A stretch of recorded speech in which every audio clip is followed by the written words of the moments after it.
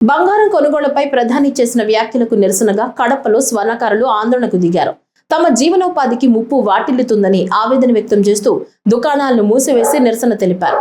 ప్రధాని ఏడాది పాటు బంగారం కొనవద్దన్న వ్యాఖ్యలను వ్యతిరేకిస్తూ కడప నగరంతో పాటు పలు ప్రాంతాల్లో స్వర్ణకారులు పెద్ద ఎత్తున రోడ్లపైకొచ్చారు. బంగారం ఎవరూ కొనకపోతే తమ ఉపాధి ఎలా సాగుతుందని ప్రశ్నించారు. కడప కార్పొరేషన్ పరిధిలో బంగారు దుకాణాలను స్వచ్ఛందంగా మూసివేసి నిరసన కార్యక్రమాల్లో పాల్గొన్నారు. ఇప్పటికే బంగారం ధరలు పెరగడంతో పనులు తగ్గిపోయాయని, ఇప్పుడు ఇలాంటి వ్యాఖ్యలతో మరింత నష్టపోతామని స్వర్ణకారులు ఆవేదన వ్యక్తం చేశారు.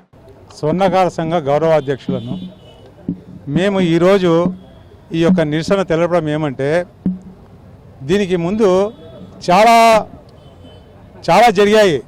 1962లో గవర్నమెంటు బంగారు పని చేయకూడదు అని చెప్పి ఒక రూల్ తీసుకొచ్చింది.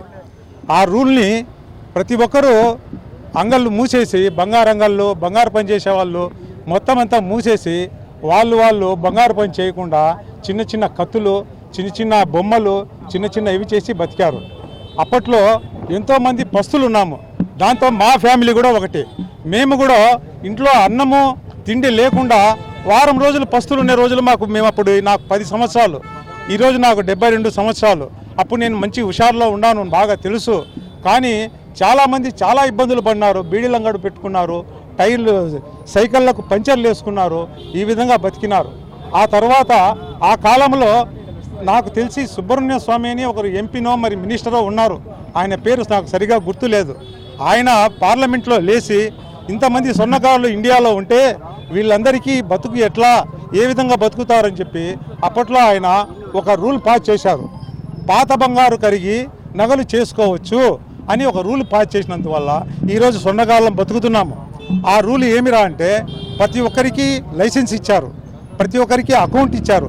ఏం పాత బంగారు నగలు కరిగారు, ఏం చేసి ఇచ్చారు కొత్తవి అవి అని చెప్పి ఆ పుస్తకంలో రాసి వాళ్ళకు గవర్నమెంట్ వచ్చినప్పుడు వాళ్ళకు చూపించాల్సి వచ్చేది. మేము ఆ విధంగా ఉన్నాం. తర్వాత కొద్ది సంవత్సరాలకు దీన్ని సడలించారు. ఎంతవరకు అంటే 350 గ్రాముల వరకు ఒక స్వర్ణకారం ధర బంగారం ఉండవచ్చు, అది అకౌంట్ పరంగా ఉండవచ్చు, ఎవరిది ఏమని అందులో రాయాలి అని ఈ విధంగా చెప్పినారు.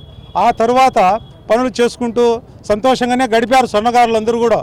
ఆ తర్వాత ఇందిరాగాంధీ బంగారు కొనొద్దని ఒకప్పుడు చెప్పారు. ఉండాలి, తెలియాలి. ఇప్పుడు ప్రజలకు ఇవన్నీ తెలియవు. ఆ తర్వాత ఇన్ని రోజులు మరి తర్వాత అన్నీ జరుగుతూ వచ్చాయి, సంతోషంగానే గడిపాము. తర్వాత ఇప్పుడు బంగారు కొనకూడదు సంవత్సరం వరకు అని చెప్పారు మన ప్రధానమంత్రి గారు. దేనివల్ల చెప్పారు ఏమనేది మాకు తెలియదు. కానీ కొన్ని కోట్ల మంది ఈ భారతదేశంలో బంగారు పని చేస్తున్నారు. కొన్ని లక్షల మంది షరాబంగులు పెట్టుకొని వ్యాపారం చేసుకుంటున్నారు.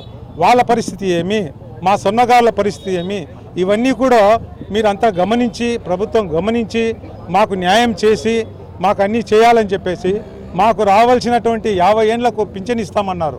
స్వర్ణకారులు ఎందరో ఈరోజు ఆరోగ్యం బాగలేక, పనులు లేక ఈ బంగారు ఒక 30,000 రూపాయలు 10 గ్రాములు ఉండేది ఈరోజు దాదాపు 1,50,000 పైన అయిపోయింది. కొనేవాళ్ళు లేరు, పని ఇచ్చేవాళ్ళు లేరు, పని తీసుకునే వాళ్ళు లేరు, చేసేవాళ్ళు లేకుండా చాలా ఇబ్బంది పడుతున్నాము.